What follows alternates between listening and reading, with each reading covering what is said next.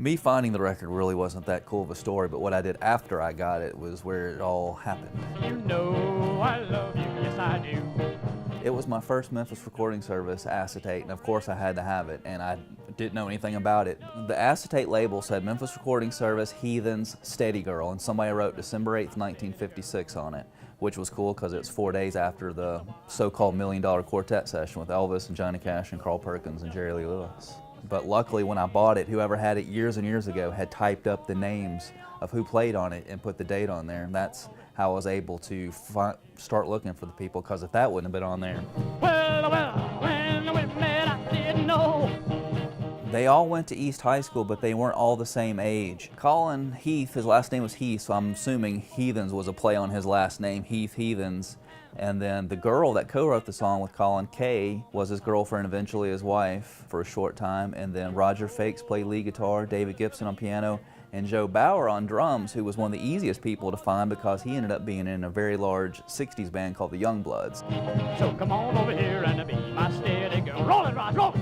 Been collecting Memphis stuff for over 15 years, and it's just an addiction. I love finding rare Memphis items. I've had the record for over 3 years, but it took probably 6 months before I finally found out that who this was and who that was. And the first thing I wanted to find was Colin, the singer on the record, and it took me forever to finally find out that when I finally got to talk to his daughter, that he had passed away. Kay was still alive. I never met her. I did talk to her on the phone one time. I know it was probably kind of weird to get a random phone call from some kid in Memphis, some guy in Memphis, like, hey, I've got this record you played on 62 years ago. She was, of course, one of the songwriters and guitar player on the record, and she passed away a few months ago, right after writing the essay, and she got to hear the song laying in her hospital bed. My love is waiting just for you. According to Kay's essay, she had said that I think some of them knew some people at Sun and they went in just to cut a demo. Sam Phillips probably wasn't even there that day. I don't know if they actually ever played live, out, or if they were just high school kids. Colin and Kay, the two main people, ended up in the folk scene in the late 50s, early 60s and hung out with Jim Dickinson when they were in high school before he was, known. They would play folk clubs and stuff, and then eventually their music careers just ended in the early 60s.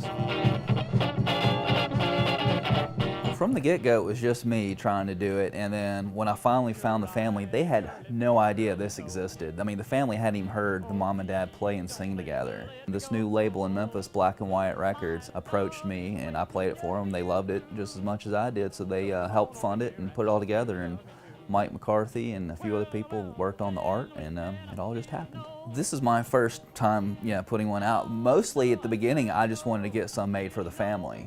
The story turned out just started growing and becoming incredible, and then Kay writing the essay, and then the artwork, and then it turned out to be a pretty awesome piece of Memphis history. So come on over here and be my steady girl.